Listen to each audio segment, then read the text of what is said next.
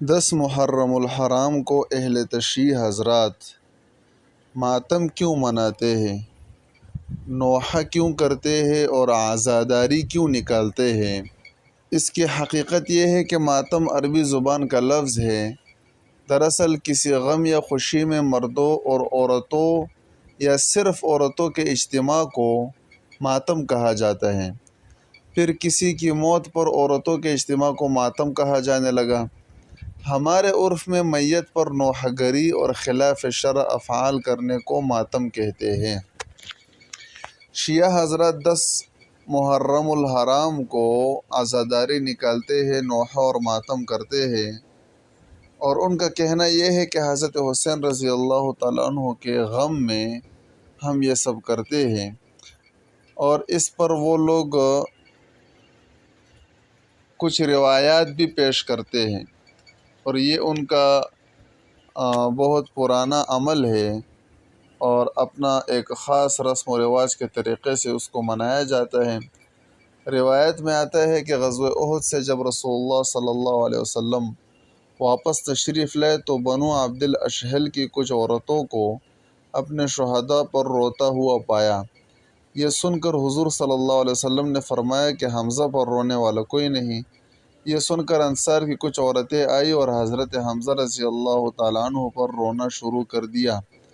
حضور صلی اللہ علیہ وسلم جب اٹھے اور ان کو دیکھا تو منع فرمایا اور فرمایا کہ آج کے بعد کسی مردے پر کوئی نہ روئے۔ حضور صلی اللہ علیہ وسلم نے پہلی بات اپنے غم کے اظہار کے لیے فرمائی تھی، اس کا مقصد ماتم کا حکم دینا نہیں تھا، اسی وجہ سے بعد میں رونے سے منع فرما دیا۔ اگر ماتم اور نوحہ کرنے کا حکم دینا مقصود ہوتا تو بعد میں منع نہ فرماتے۔ بہرحال حدیث شریف کا آخری حصہ ماتم اور نوحہ وغیرہ کی ممانعت کے لیے کافی ہے۔ نیز دیگر احادیث میں بھی بصراحت میت پر بآواز بلند گریہ کرنے، گریبان چاک کرنے اور گال پیٹنے وغیرہ سے منع کیا گیا ہے۔ اسی طرح میت پر 3 دن سے زیادہ غم کرنے سے بھی احادیث میں ممانعت وارد ہوئی ہے۔ تو اہل سنت کے ہاں ماتم کرنا، نوحہ گری کرنا، عزاداری کرنا یہ بدعت ہے، ناجائز ہے، لیکن اہل تشیع وہ اس کو صرف جائز ہی نہیں بلکہ واجب سمجھتے ہیں، ضروری سمجھتے ہیں، اور اس کے نہ کرنے والے کو وہ یعنی گستاخ سمجھتے ہیں اور دین سے خارج سمجھتے ہیں۔